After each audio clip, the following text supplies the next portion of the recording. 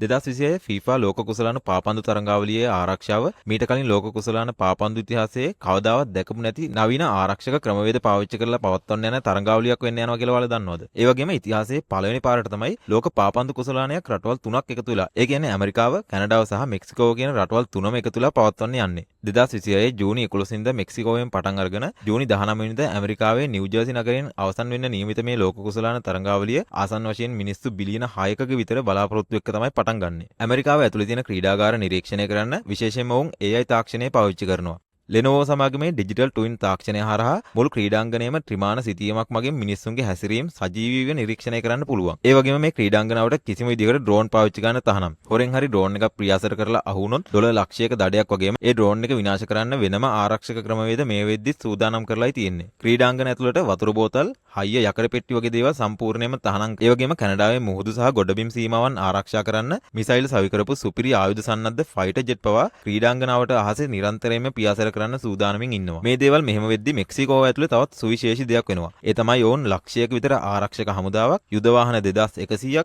ගුවනින් ආරක්ෂාව දෙන්න දැවැන්ත හෙලිකොප්ටර් යාන 24ක් වගේම බොස්ටන් ඩයිනමික්ස් සමාගමේ තාක්ෂණික රොබෝ බල්ලන් පවා ආරක්ෂාවට යොදවන්න තීරණය කරලා තියෙනවා. මේ හැමදේම එක්ක බලද්දි 2026 ලෝක කුසලාන පාපන්දු තරඟාවලිය ඉතිහාසයේ ආරක්ෂිතම ලෝක කුසලානයට වඩා භයානකම ලෝක කුසලානය වෙන්න ඉඩ තියෙනවා කියලා ලෝකේ පුරාම මේ වෙද්දි මතයක් හැදෙන්න පටන් අරගෙන තියෙනවා. ඉතින් මේ විශේෂ ආරක්ෂිත ක්‍රමවේද පාවිච්චි කරලා කරන්න යන මේ තරඟාවලිය ගැන ඔයාලගේ අදහස පහලින් කමෙන්ට් එකක් දාගෙන යමු.